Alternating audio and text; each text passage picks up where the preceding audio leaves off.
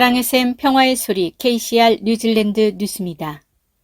지난 7일 동안의 평균 코비드19 검사 수는 15,000회였고 일주일 전에는 그 숫자가 2만 회에 가까웠습니다. 그리고 2주 전만 해도 28,000회에 근접했습니다. 그러나 아던 총리는 감소에 대해 걱정하지 않으며 양성률이 여전히 낮기 때문에 현재 누락된 사례가 많지 않다는 견해가 있다고 말했습니다. 태평양 전문가 자문단의 콜린 투쿠이통아 박사는 완뉴스에 사람들에게 의욕 상실이 있다고 말했으며 임상 심리학자 두갈 서덜랜드와 같은 다른 사람들은 코비드19 피로가 정점에 도달했는지 궁금해하고 있습니다.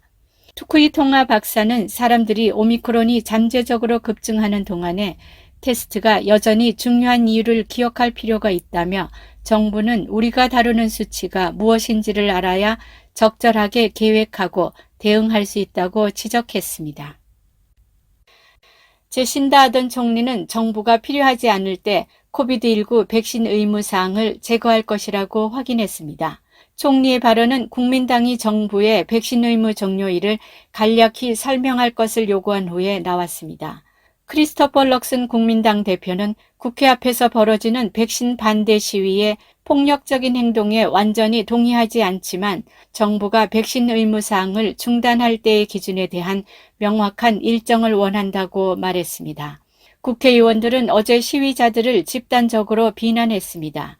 럭스는 기자들에게 모든 사람이 항의할 권리가 있다고 생각하지만 그것이 반사회적 폭력적일 때 큰 문제라고 말했습니다.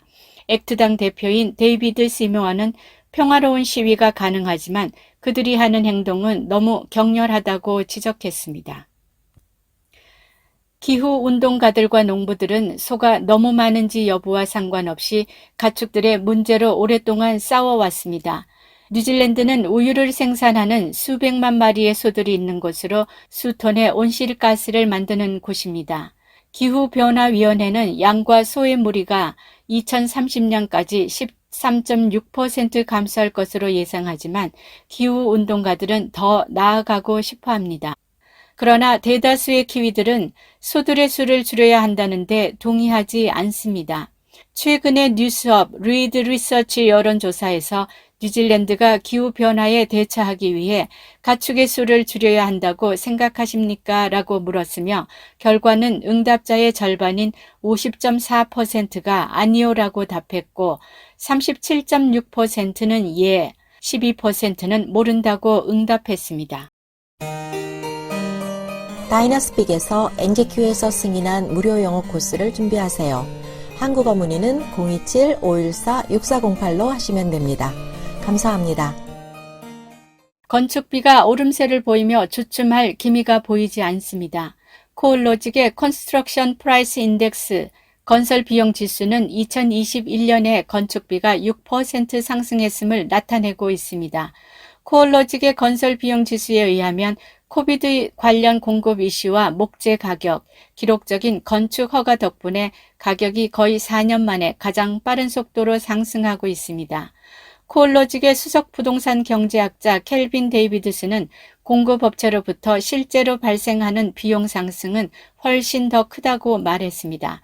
그러나 이것이 절정은 아니라며 앞으로 몇 분기 동안 건설 비용이 10% 증가할 것으로 예상되며 당분간은 지속될 것이라고 말했습니다. 건설업자는 현재 고객들에게 프로젝트가 완료될 때까지 적어도 20%의 가격 인상을 고려할 것을 요구하고 있습니다. 신용계약 및 소비자금융법의 엄격한 새로운 규정 때문에 국내 2위의 은행은 좋은 잠재 대출자들을 돌려보낼 수밖에 없었다고 말했습니다. 빅토리아 쇼츠 ASB 총재는 은행은 손을 쓸 수 없다면서 이전에는 대출이 가능할 수 있었을 고객 중 약 7%가 새로운 법규에 따라 대출이 거부됐다고 말했습니다. 지난 12월 시행된 이 법은 이전에 신용 기록이 좋은 사람들이 대출을 거부당하게 만들었다는 점에서 심한 비판을 받아왔습니다. 한편 쇼트 총재는 부동산 부문이 전반적으로 둔화됨에 따라 지난해 대출 증가율이 12%였지만 올해 6에서 8%로 떨어질 것으로 예상했습니다. 국민당은 주택대출에 대한 새로운 대출 규제가 대출자들의 주택대출 기회에 끼친 피해를 만회할 수 있는 법안을 마련했습니다.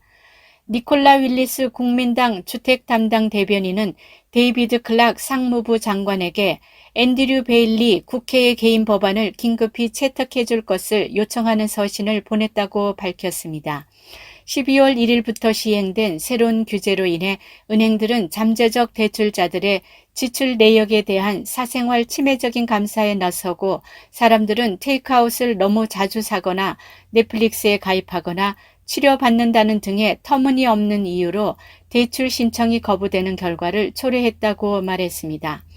그는 이번 규제가 약탈적이고 위험 등급이 높은 제2, 제3 금융권 은행들을 대상으로 한 것이지 은행들이 주택담보대출을 줄이도록 강요하기 위한 것이 아니라고 설명했습니다.